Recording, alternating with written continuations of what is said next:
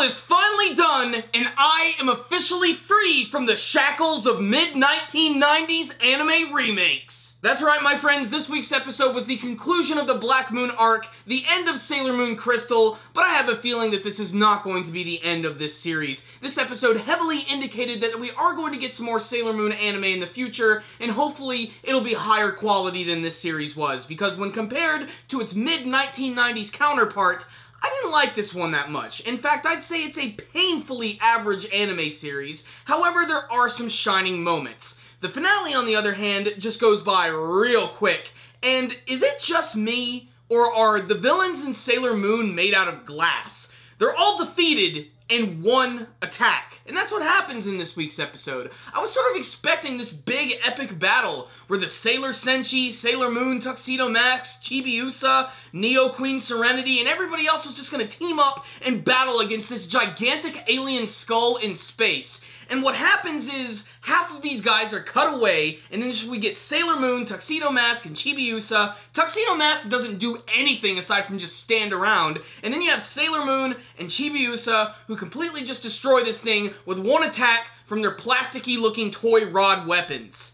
That's pretty much the entire finale right there. Everyone says their goodbyes, they leave the future, Chibiusa goes back to the future and then returns so that she can train with a Sailor Senshi. That's the whole finale. Could it have been done better? Yes. Was it still an effective finale? In terms of ending this story and ending this arc, actually, yeah, it was done pretty good. Just wasn't all that fun to watch. I don't know, maybe I was just expecting something a little bit more from the final episode of Sailor Moon Crystal. But then again, I need to remember, this series is not known for its action scenes. However, I don't want to gripe the entire time. There are some highlights to this episode. It did look nice, especially in terms of the coloration.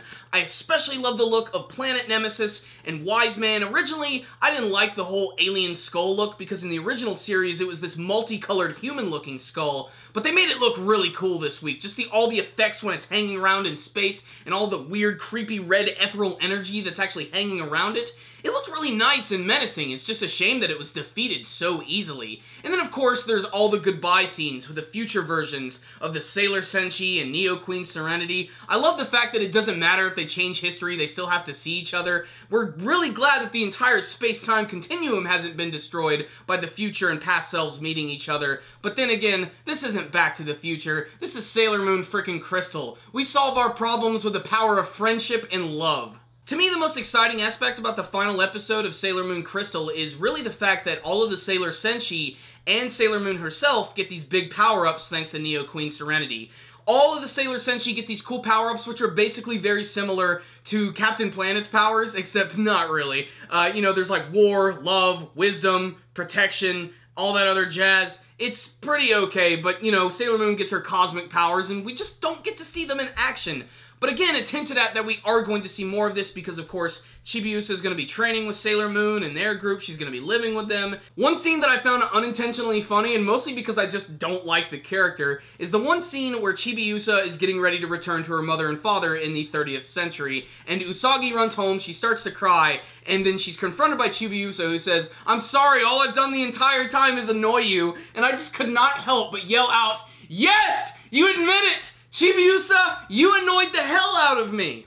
The one thing that I'm really disappointed about, though, is that I just wanted to learn a little bit more about the Sailor Senshi. I honestly think they're more interesting than anything I saw from Usagi and their group. And really, that's a reason to actually check out that mid-1990s version of Sailor Moon, because they do spend a little more time with those characters, you get to know them a little bit more, outside of just their outside character quirks.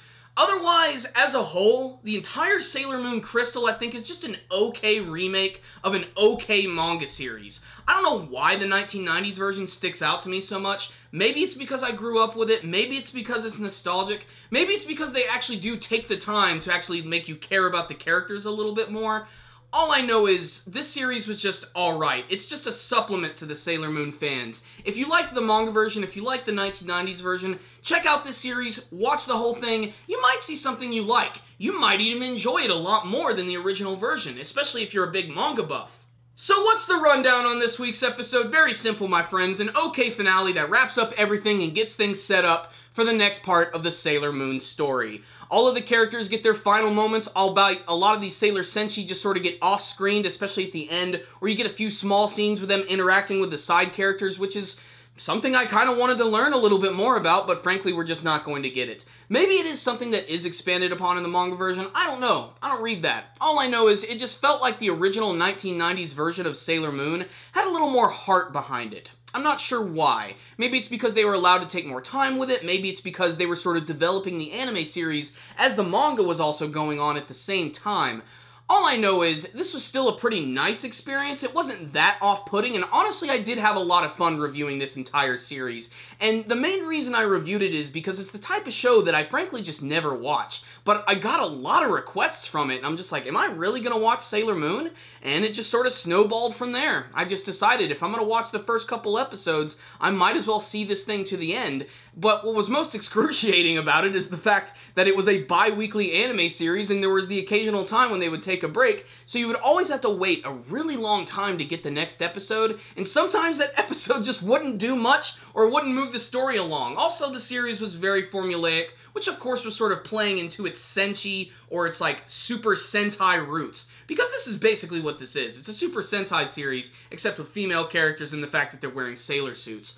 All I know is, if they do another season, I really hope they up the ante in terms of the budget, the action, the characterization, and I really want to see more from the Sailor Senshi, because I think they're just as interesting as Sailor Moon, but throughout the whole course of the series, they always get pushed aside, they always get beaten easily, even when they get new powers. I just want to see more competence from the team, and I don't want to see Usagi being the one who always ends the big boss. Although that's probably the way it's always going to be. And then again, it's very similar to a lot of big shonen series where the main hero is of course the one to save the day, but I just wanted to see a little bit more from them. Otherwise, this was still a pretty charming series. It just had some pretty bad production value going behind it, and hopefully we'll get to see some better stuff in the future. What I will say is the finale was okay. It did have some competent moments, and it went by real quick, so I'm going to give the final episode a 3 out of 5. And that's exactly what I'm going to give the score to the entire Sailor Moon Crystal. It's a 3 out of 5. Just an average anime series, but something that I think Sailor Moon fans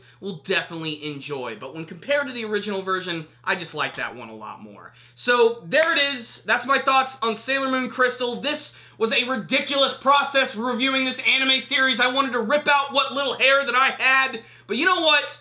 I enjoyed it. It was still a nice thing to do, and it's allowed me to sort of look at some other anime series, because when we first started this channel, all we reviewed was like Naruto and the occasional Bleach chapter. Like, that was it. But flash forward a couple years later, we were reviewing a ton of different shows. Just this season, I'm already reviewing a few new ones, so make sure to check out the channel for that. But thank you guys for pushing me to review this series. It was not the most fun process, but it was interesting, to say the least. That's really all I have to say about it. But I want to hear from you guys. You guys heard my thoughts on Sailor Moon Crystal, but did you guys like this series? Did you like the finale? Did you have any favorite characters, any favorite moments? How do you feel about this series when compared to its original 1990s counterpart? And what do you want to see from more of Sailor Moon in the future? Please tell me in the comments section below. Thank you guys for watching my review. Make sure to like it, share it with all of your friends, and make sure to subscribe to the channel so you can see all of our latest anime and manga reviews, and our podcast show, The Powerful Nerdcast, which is now on iTunes for free. So make sure to check that out. You can take Super Kami Guru 9000 with you wherever you go. And make sure to give us a good rating and maybe write out a review if you would like. We would really appreciate that. But the best way to support our channel, as always, is to simply watch our videos and to share them with your friends. So thank you guys again for joining me through my journey through Sailor Moon Crystal, and as always, stay dandy, baby!